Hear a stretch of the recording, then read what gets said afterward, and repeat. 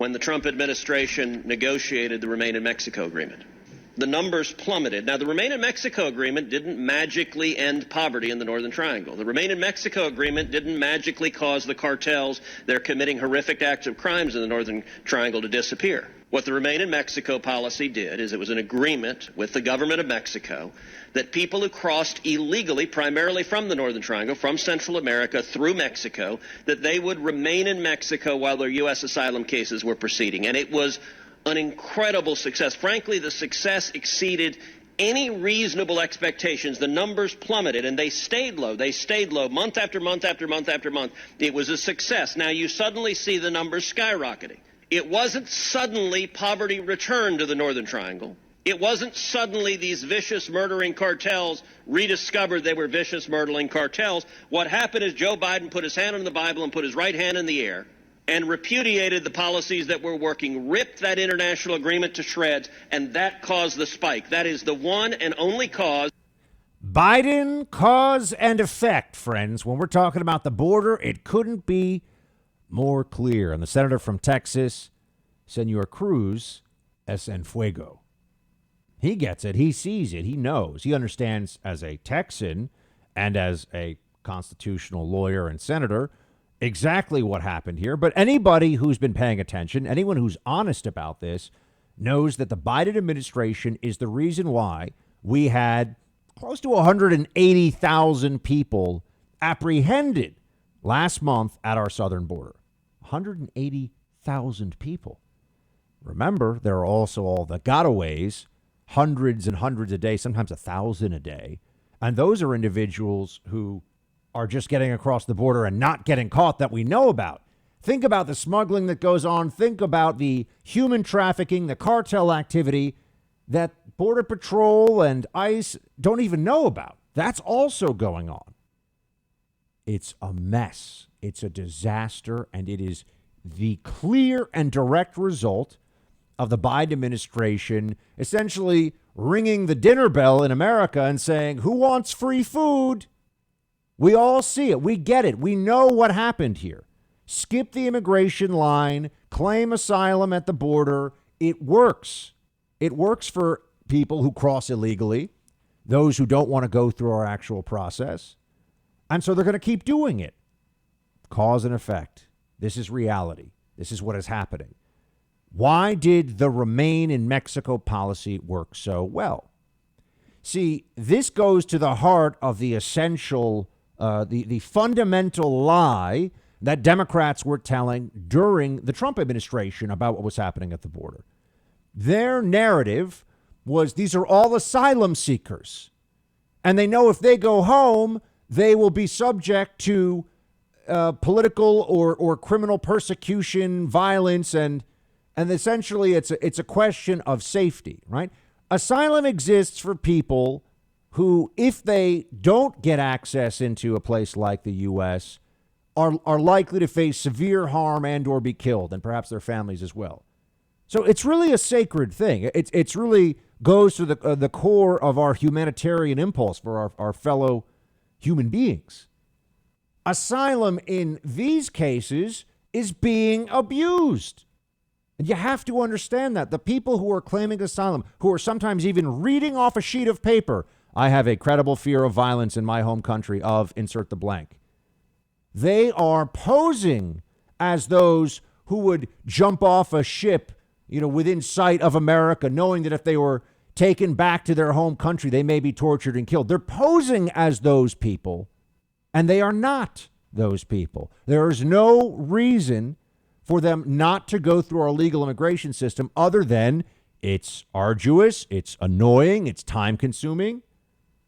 But if everybody just decides they're not going to do it, we don't have an immigration system anymore.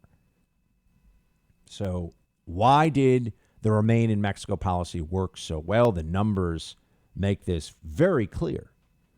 It's because the moment you took out this loophole policy that was started really just for kids who are at the border, that you will take people in and they can claim defensive asylum and say, oh no, I know I crossed in your country illegally, but if I go home, I'm going to be subject to persecution and violence.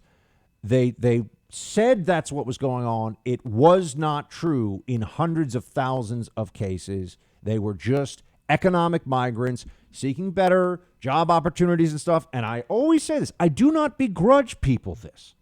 I understand why they want this, and that doesn't make anybody worthy of criticism or thinking any less of them. But we can't have everyone just breaking our laws and forgetting that we have an immigration process, or else do we even have sovereignty as a country? If Democrats really want to keep going down this pathway, which I think unfortunately they do, they're going to have to eventually argue for, why do we even have an immigration system? What's the point of it? If everyone gets to stay, why do we pretend that anyone doesn't get to stay? Remain in Mexico made it so that you could not, and the Trump administration figured this out, you could not immediately gain access into the U.S. by crossing illegally at the southern border and then game the system by either not showing up or you can show up and then not show up for your next hearing. I mean, there's all these different phases. Gaming the system did not get you what you wanted if once Remain in Mexico went into effect, because now you actually had a entry into the U.S. for an asylum hearing, and if it did not go the way of the individual who wanted asylum, they were immediately subject to deportation back across the southern border. So it took out the loophole, essentially. Real asylees, sure, they could be granted the right to stay in the U.S. forever. I mean, people that were speaking out against MS-13 in a newspaper in Honduras or something. I mean, there are people who should get asylum under our laws, but those with phony asylum claims no longer were able to exploit a weak seam in the system. What did the Biden team do when they came in? Kick that weak seam as hard as you can, break it wide open, and this is the result. And Ted Cruz knows it. You know it. I know it. Play 19. Kamala Harris has been to the Canadian border as vice president, but not the southern border. The last I checked, we don't have a crisis of thousands of Canucks coming south across the border. This is a dereliction of duty. It is deliberate, and they don't intend to fix it. They don't intend to fix it because they have promised the radicals they will have open borders and they will not enforce our laws. And that is endangering the people of my home state of Texas. It's endangering people all across the country. It is unacceptable. It is inhumane. And it's wrong. All true. This is the kind of fire in the belly that we need from Republicans on this issue, on all the swirling crises now around the Biden administration.